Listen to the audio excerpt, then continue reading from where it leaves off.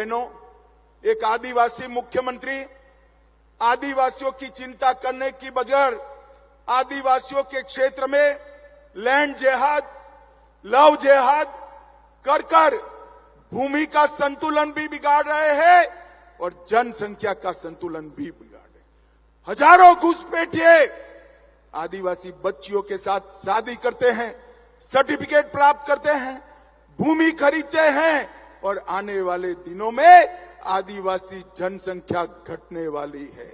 अब भी घट गई है। बाबूलाल जी ने कहा है वो सही है। देश भर में कहीं आदिवासी जनसंख्या कम हो रही है, केवल और केवल झारखंड में हो रही है।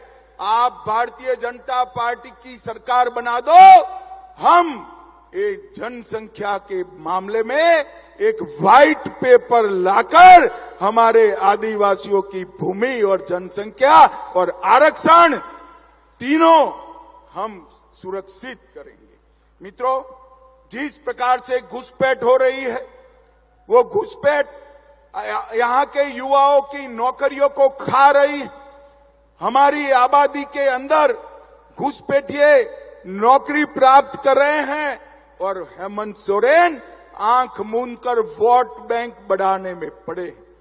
हेमंत सोरेन जी का आदिवासी कल्याण का मतलब है अपने परिवार का कल्याण। अरे हेमंत जी, आपने नहीं किया कल्याण।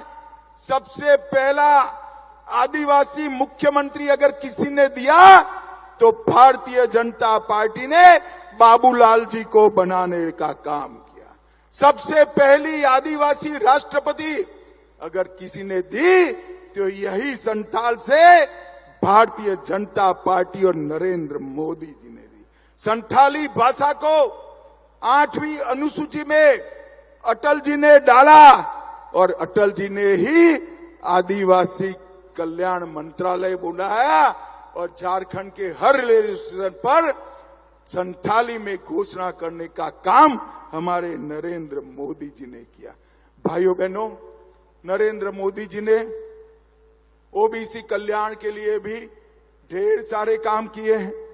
नरेंद्र मोदी जी ने ओबीसी को देश के राष्ट्रीय कक्षा के सभी परीक्षाओं में 27% आरक्षण दिया, पिछड़ा वर्ग आयोग बनाया और पिछड़ों के अधिकार सुरक्षित किए।